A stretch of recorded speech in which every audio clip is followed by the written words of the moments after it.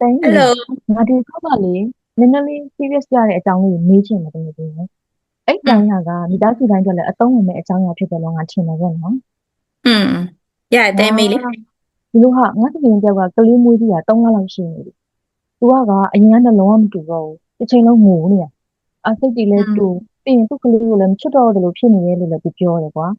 အဲ့ဒါอืมမိသွားပြီးတဲ့ချိန်စိတ်ကြရောဂါလား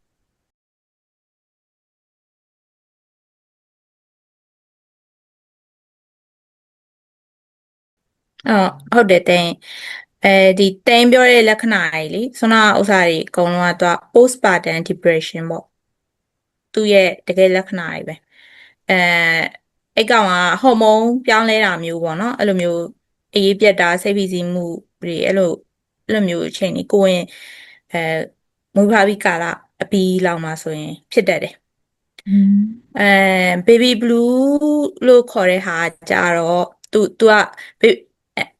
ဘယ်လိုပြောမလဲအဲ့ baby blue ထက်ကိုဒီကောင်ကအခုဖြစ်တဲ့ postpartum depression ကပိုဆိုးပြီးတော့ပိုလဲကြာခံရတယ်အော်ဟုတ်လားအဲ့ဒါဘေဘီကလေးနဲ့မတူဘူးပေါ့ဒါဆိုอืมရင်သူတို့โอเคအဲ့လိုဖြစ်နေတဲ့လူတွေဆိုလို့ရှိရင်ငါတို့တငယ်ချင်းတွေနောက်သူ့မိသားစုတွေကဘယ်လိုကူညီလို့ရလဲပေါ့နော်ငါလည်းစိတ်မညစ်ပါနဲ့လည်းပြောမိတယ်တကယ်ချင်းอืมအဲအဲ့ကွာဟိုလိုစိတ်မညစ်ပါနဲ့ဆိုရဲဟာကကြတော့အဲဟိုလိုပြောမလဲသူ့အတွက်ဆိုလို့ရှိရင် तू စိတ်ညစ်ရှင်လို့ညစ်နေရမှာမဟုတ်ဘူးဟို ဒီယောဂအကြောင်းဖြစ်နေတာမျိုးပေါ့ကွာအဲ့တော့စိတ်မညစ်ပါနဲ့ဆိုလို့ရှိရင်သူကပို့ပြီးတော့ကွာကိုယ့်ကိုအပြစ်ရှိရလို့ခံစားရစေရယ်ဆိုတော့လေအဲဟိုငါကဘာဖြစ်လို့ပို့ပြီးအားနေသွားလဲဆိုပြီးတော့သူပို့ပြီးတော့စိတ်ညစ်သွားနိုင်တယ်ပေါ့နော်အဲ့ဆိုတော့အဲ့ဒီစိတ်မညစ်ပါနဲ့ဆိုတာအရာကြတော့အဲအာဒီမပြောရတော့ကောင်းတာပေါ့တဲ့ဟာအဲ့ဒါဒုက္ခပဲငါနောက်ထပ်อืလည်းသူ့ကိုมလေခလေးကိုကြည့်ပြီးပြောပါလားဆိုပြီးတော့လည်းပြောမိပြန်တယ်တကယ်อืတော့လေมအဲဟုတ်တယ်တိန်ပြောဟိုဆွမ်းနာပြောလို့ပဲဟိုအဲ့ဒါမပြောသင့်ဘူးပေါ့နော်อืဘာလို့လဲဆိုมတော့ဟိုလိုကလေးကို तू အနေနဲ့ तू ချစ်ချင်ပေမဲ့လည်းဒီ postpartum depression ကြောင့် तू မချစ်နိုင်တဲ့ခံစားချက်ကို तू ခံစားနေရတာပေါ့ဆိုတော့သူ့ကိုယ်သူကငါမိခင်ကောင်းလည်းမဟုတ်ဘူးဆိုပြီးတော့အဲ့လိုသူ KD ပါအဲ့လိုဖြစ်သွားစေရဆိုတော့လေဟုတ်တယ်တိုင်းပြောလို့ပဲအာအဲ့ဒီဥစ္စာနေကလေးကိုကြည့်ပြီးတော့ပြောပါပြောကြည့်ပေါ့အဲ့လိုမျိုးကြီးလည်းအဲ့ဒီချိန်မှာမပြောရကောင်းတယ်အာငါကတော့သူမြင်ချင်းလို့ပြောလိုက်တာပို့ဆိုးတော့အောင်လုပ်တယ်လို့ဖြစ်သွားပြီအဲ့ဒါငါဘာလုပ်ပြီးပြန်လဲအဲအဓိကကတော့နားထောင်ပေးဖို့လိုတာပေါ့သူတို့သူတို့ကသူတို့နားထောင်စီခြင်းကြားရကွာအကုန်လုံးအဲ့တော့သူပြောချင်တဲ့ဟာတွေကိုကိုကဘာဒီကြားဖြတ်ပြီးပြောတာမျိုးမရှိဘဲနဲ့ဟိုမှာကွာ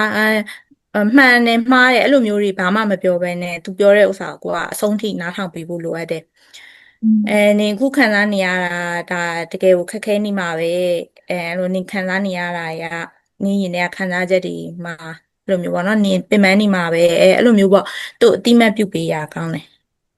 အော်အဲ့ဒါနားထောင်ပြီးရုံပဲပေါ့နော်နောက်တစ်ခုအောင်ရှိသေးလားอืม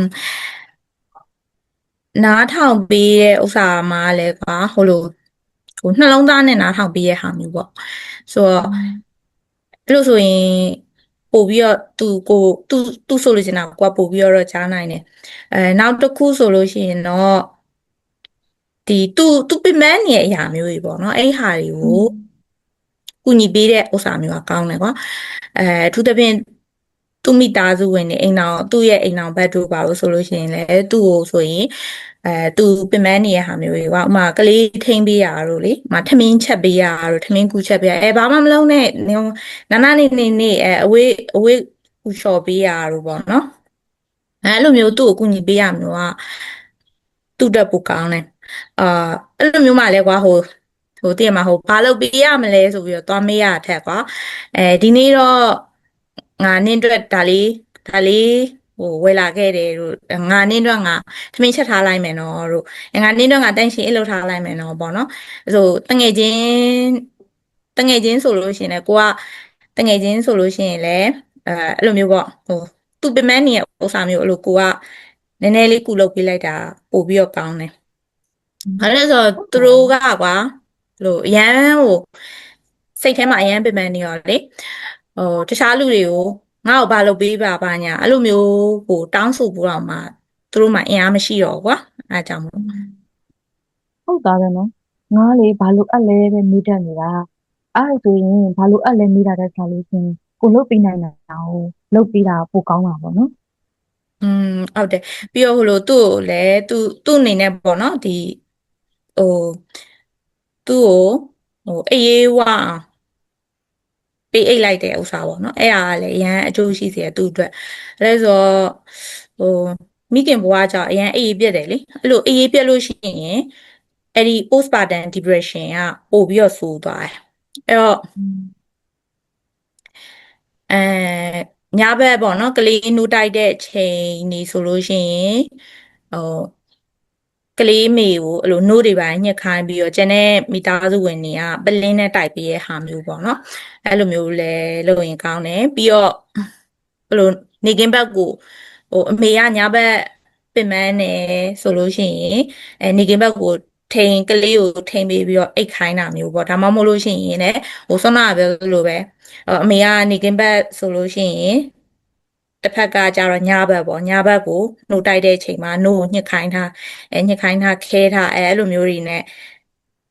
ကလေးမေကိုတရေတမောအိတ်တာတို့အေးဝဝအိတ်ခွင့်ပေးရမျိုးကအကောင်းဆုံးပဲอืมအဲ့လိုနည်းလမ်းနေနဲ့အေးရွားဖို့ကူညီပေးလို့ရอืมတာပေါ့နော်ဟုတ်တယ်ဟုတ်တယ်အေးဟုတ်တယ်ဟာအေးရွားဖို့ကအရေးကြီးတယ်နော်အေးပြန်လေလူကဖြာတော့မခဲနိုင်ဘူးอืมဟုတ်တယ်ဟုတ်တယ်အဲ့အောင်ပြကွာအဲ့လိုအဲ့ဒီမွေးဖွားပြီးကစားကာလကွာပြောရရင်အရန်အရေးကြီးရယ်ဟိုမိခင်တယောက်ကိုအဲ့လိုအချိန်မျိုးမှာကူညီလိုက်တာအရန်ကုသိုလ်ရပြီးရင်ဆွမ်းနာလိုမျိုးပြောတဲ့ဆွမ်းနာလိုမျိုးဖြစ်နေရပေါ့နော်တကယ်ကိုဒီလိုလက္ခဏာတွေ depression လက္ခဏာတွေ postpartum depression လက္ခဏာတွေဖြစ်နေရဆိုလို့ရှိရင်ဆရာဝန်နဲ့ပြသဖို့အားပေးဖို့ဘာလို့လဲဆိုတော့ဒီကောင်ကကုသလို့ရတဲ့ယောဂထဲမှာပါတယ်သူ့ဆေးဝါးနဲ့လည်းကုပေးလို့ရတယ်ပြီးရင်စိတ်ပိုင်းဆိုင်ရာကုထုံးတွေပေါ့နော်ဒီ counseling တွေပါတယ်လည်းလုပ်လို့ရှိရင်သက်သာနိုင်တယ်ကွာအဲ့တော့ဟိုအဲ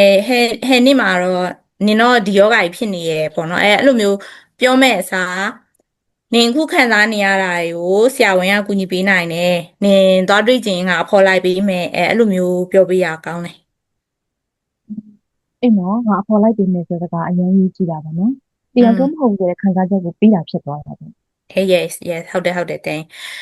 သူတို့တယောက်တည်းမဟုတ်ဘူးဆိုရခံစားချက်ဟုတ်တယ်အဲ့ဒီဥစ္စာအရင်ရေးကြည့်ရသူတို့တွေအဲ့လိုချိန်မှာအထီးကျန်တာမခံစားရစေဘူးပေါ့နော်အဲကို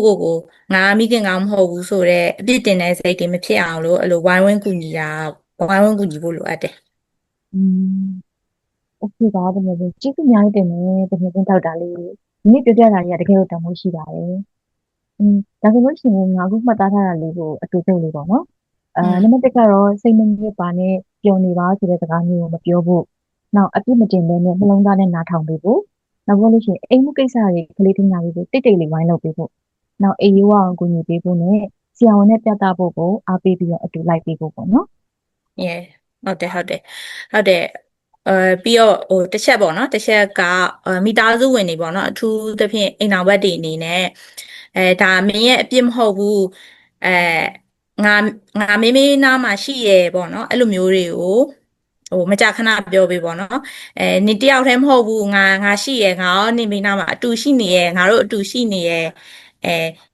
ဒီဟာကိုငါတို့အတူကြော်ဖြတ်ကြမယ်ကြော်ဖြတ်လို့ရတယ်အဲ့လိုမျိုးအားပေးတဲ့ဟာမျိုးပေါ့နော်အားလေးရောလုပ်စီချင်ပါတယ်လို့ ဒီလားတကယ်ကြီးအခုလိုကြည့်ကြပြကျေးဇူးအများကြီးတင်ပါတယ်။ Bye bye. Okay see you